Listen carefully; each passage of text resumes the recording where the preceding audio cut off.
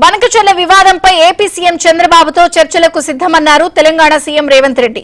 23న జరిగే కేబినెట్ భేటీలో చర్చించి సీఎం చంద్రబాబును చర్చలకు ఆహ్వానిస్తామన్నారు.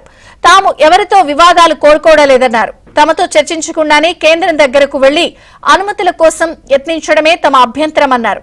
చర్చలతోనే సమస్యలను పరిష్కరించుకుంటామన్నారు సీఎం రేవంత్ రెడ్డి.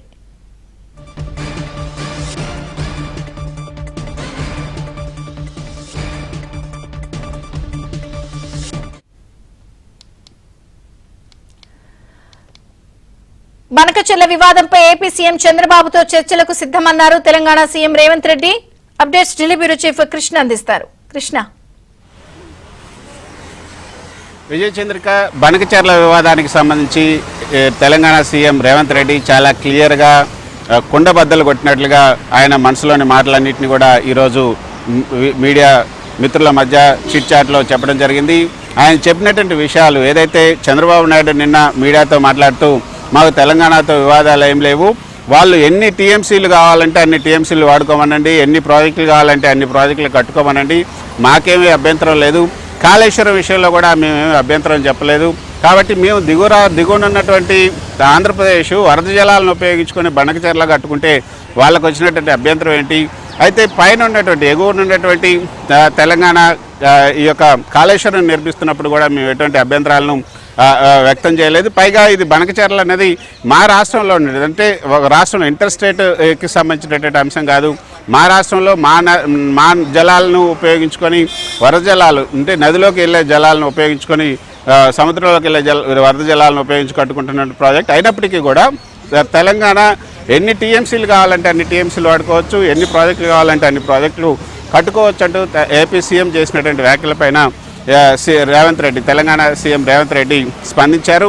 అయితే ఇటువంటి సమస్యలు ఏమైనా వచ్చినప్పుడు తెలంగాణ ఆంధ్రప్రదేశ్ ఏదైనా ఒక ప్రాజెక్ట్ చేపట్టినప్పుడు అసలు ఏదైతే ఈ యొక్క ఏపీ విభజన చట్టంలో ఉన్నటువంటి అంశాలని పరిష్కరించుకునేందుకు ఒక కమిటీని వేసాం. ముఖ్యమంత్రి స్థాయిలో ఒక కమిటీ ఉంది, తర్వాత అధికారుల స్థాయిలో ఒక కమిటీ ఉంది, మంత్రుల స్థాయిలో ఒక కమిటీ ఉంది.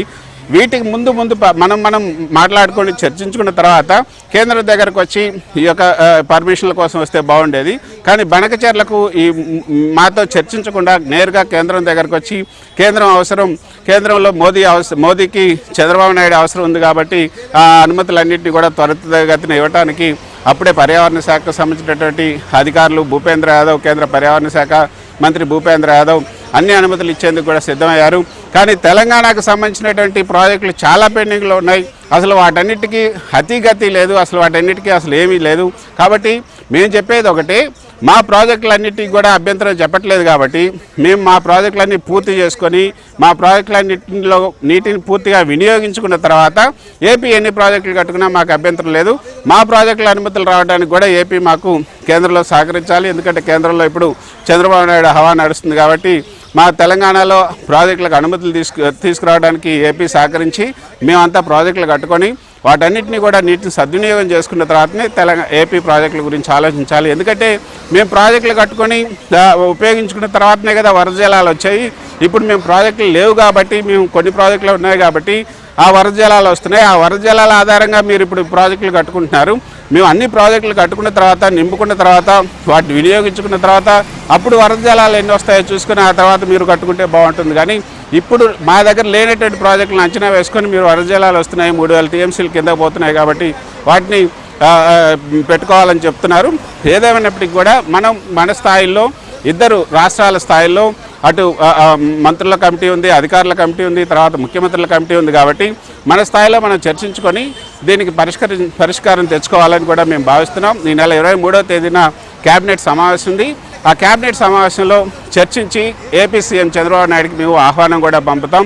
వాళ్ళిద్దరితో ఆయనతో చర్చలకు మేము సుముఖంగా ఉన్నాం. మాకు వివాదాలు కావాలని మాకు లేదు.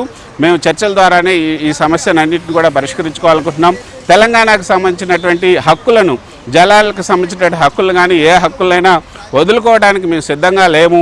కాబట్టి తెలంగాణ హక్కుల్ని కేసీఆర్, కేటీఆర్ అదేవిధంగా హరీష్ రావే ఆంధ్రాకి అప్పగించారు. ఏదైతే 2016లో అఫెక్స్ కమిటీ మీటింగ్లో జరిగినటువంటి కమిటీ మీటింగ్లో చాలా క్లియర్గా ఏపీకి అన్ని హక్కులు రాసిచ్చారు. 3,000 టీఎంసీలు ఉచితంగా గోదావరి నుంచి వరద జలాలు సముద్రంలోకి వెళ్తున్నాయి కాబట్టి వాళ్ళు కట్టుకుంటే తప్పు లేదంటూ అపెక్స్ కౌన్సిల్ మీటింగ్లో, ఉమాభారతి నేతృత్వంలోని అపెక్స్ కౌన్సిల్ మీటింగ్లో కేసీఆర్ అంగీకరించారు. దాన్నే ఇప్పుడు రిఫరెన్స్గా పెట్టి బనకచెర్లకు అనుమతులు తీసుకుంటుంది ఏపీ ప్రభుత్వం. కాబట్టి ఇందులో వాళ్ళ తప్పులే ఉన్నాయి. ఆ తర్వాత కూడా ఏమంటే ఇప్పుడు నిన్న సిఆర్ పాటిల్తో, కేంద్ర జలశక్తి మంత్రి సిఆర్ పాటిల్తో భేటీ తర్వాత విలేకరులతో మాట్లాడుతూ గోదావరిలో 100 టీఎంసీలకి, ఇటు కృష్ణాలో 500 టీఎంసీలకి బ్లాంకెట్ ఎన్ఓసి ఏపీ ప్రభుత్వం కనుక తెలంగాణకి ఇస్తే మాకేమీ అభ్యంతరం లేదని చెప్పారు. కానీ దాన్ని కూడా హరీష్ రావు తప్పుపడుతున్నారు.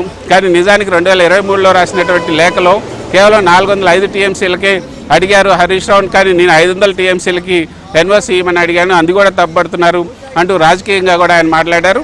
సో మొత్తంగా కేసీఆర్ అదేవిధంగా హరీష్ రావు మాత్రమే తప్పులు చేశారు. ఆ తప్పులు సరిదిద్దుకోవడానికి వాళ్ళు 2023లో లేఖ రాశారు, అందులో కూడా తప్పులు ఉన్నాయి. సో ఇప్పుడు వాళ్ళకు ఒక వివాదం, ఈ జల వివాదం అన్నది చనిపోయినటువంటి బీఆర్ఎస్కి ఒక సంజీవిని లాగా మారింది. దాంతోనే మళ్ళీ పునరుత్తేజం రావాలని చూస్తున్నారు.